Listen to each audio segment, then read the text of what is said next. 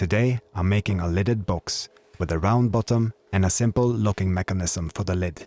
I'm using what I think is elm for the vessel. Please correct me if I'm wrong. And walnut for the lid. I found these brass cylinders at a plumber's store. I'm not sure what they're called, but they will play a key part in the locking mechanism. I'm also using leather for the first time in this project. We'll see how that goes. Let's get started with the vessel.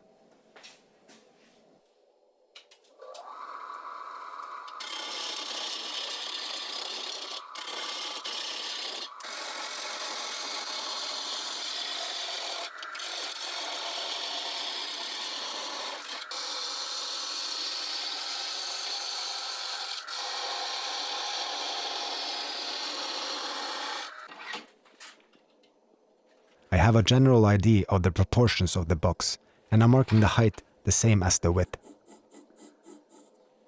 I can make some small adjustments later in the process if I change my mind.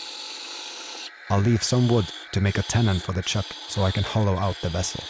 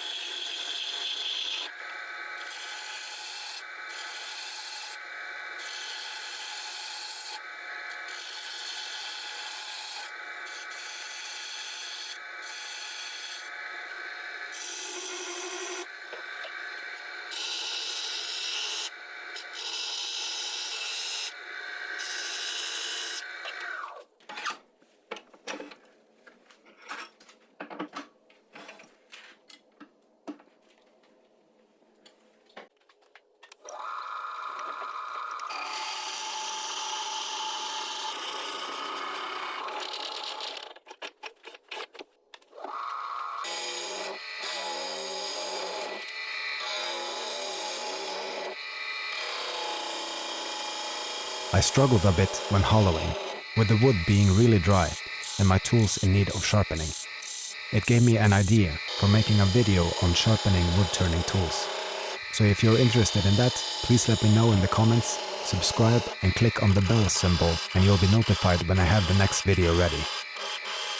If you're here for inspiration on wood turning projects, please feel free to check out my channel for a lot of other ideas.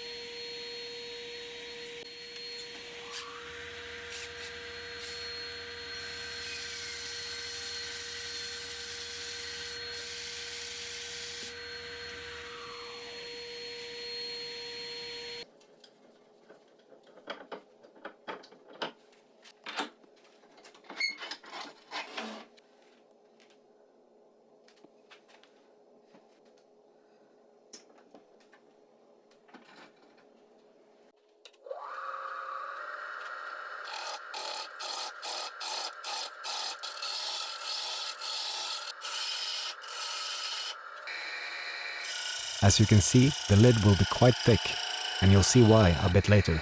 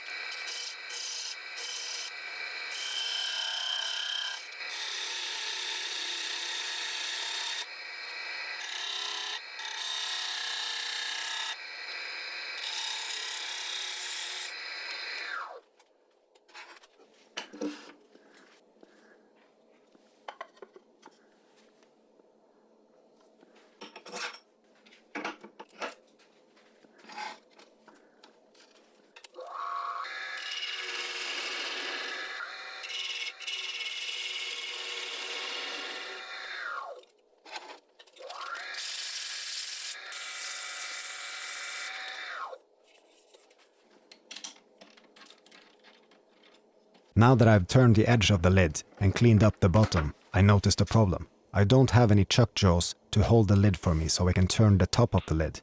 This is a good opportunity to show a really simple way to make jaw extensions. I'm using cheap construction lumber for this.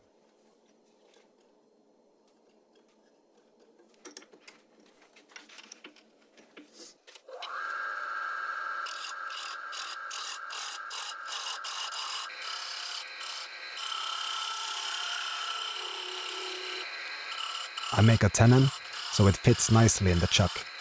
And when turning the inside, I make a dowel in the same direction as the tenon. That will hold the piece nicely in place.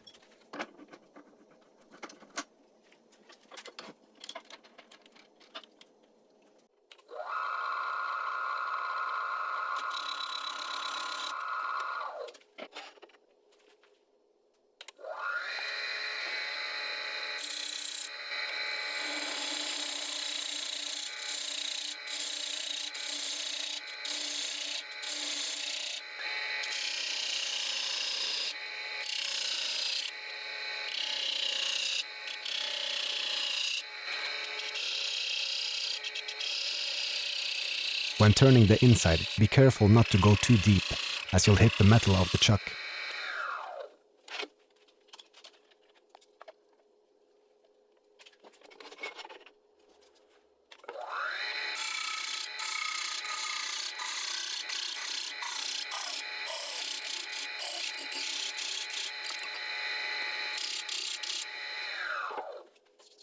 Once the center separates, I cut the remaining ring into 4 pieces. And that's it.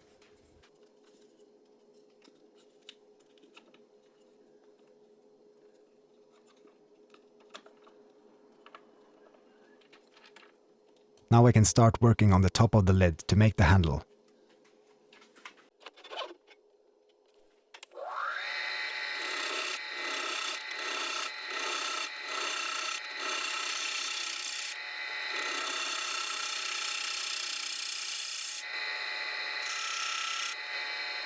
I make the top flat with a recessed handle, so the box can sit upside down on the table if I don't find a place to hang it.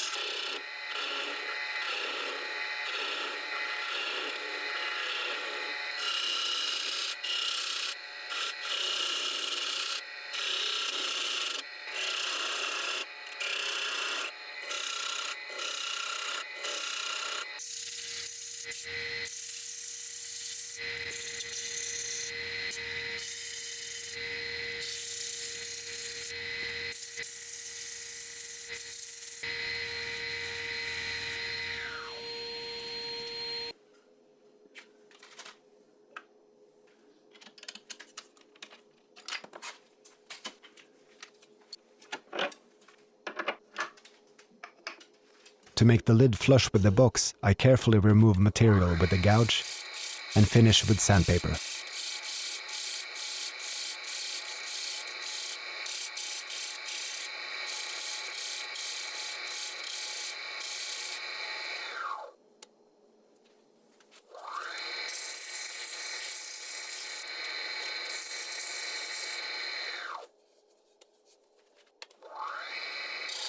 At this point, I have to either commit to making a round bottom for the box or change my mind and make it flat. I'm going with my first instinct and turning it round.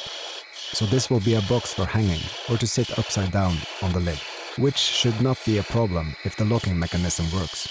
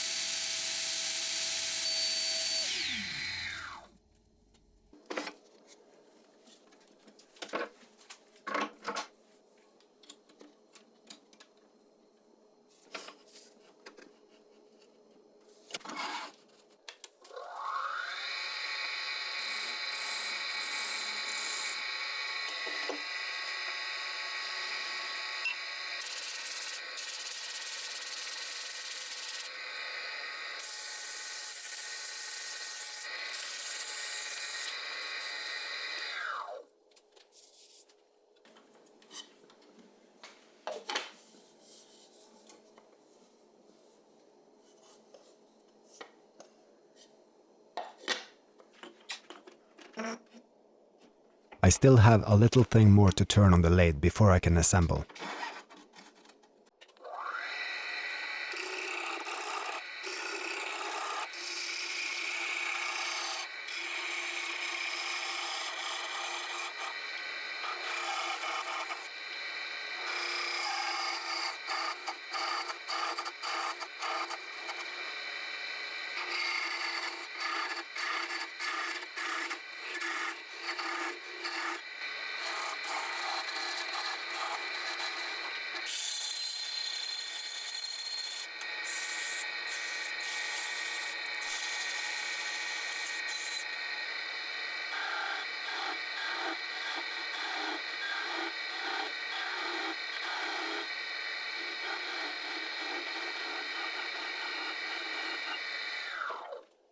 All done. I'll separate the pieces on the bandsaw and get started with the locking mechanism.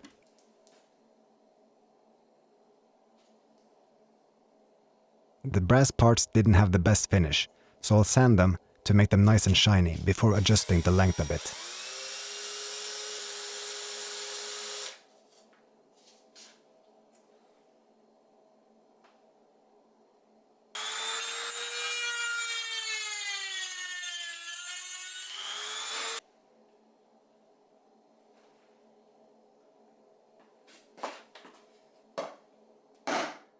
You'll have to excuse my blunt leather craftsmanship.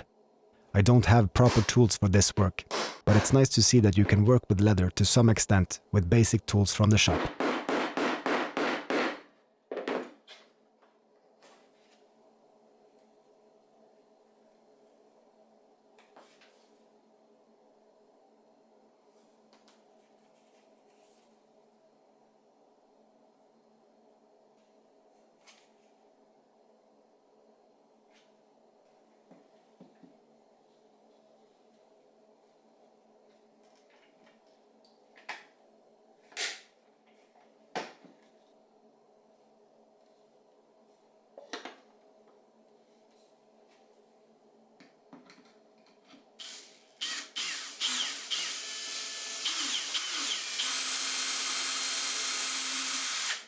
At this time, you can probably tell how the locking mechanism will work.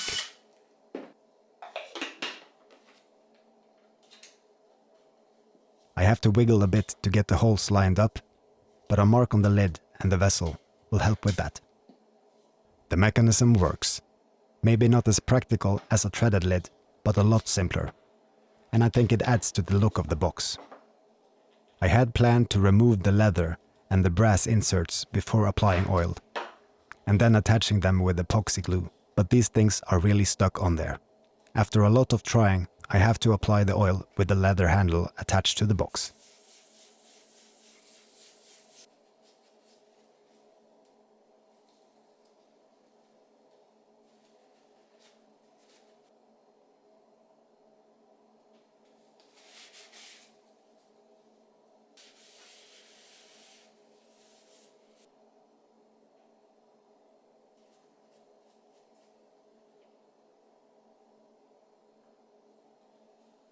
A really nice project, maybe a bit unpractical to use, but it will look great on the wall or on the table. Or maybe I'll have my girlfriend use it as a purse. If I were looking for practical, I would have bought a plastic box from the shop anyway. I hope you enjoyed this project, and I'll see you for the next one.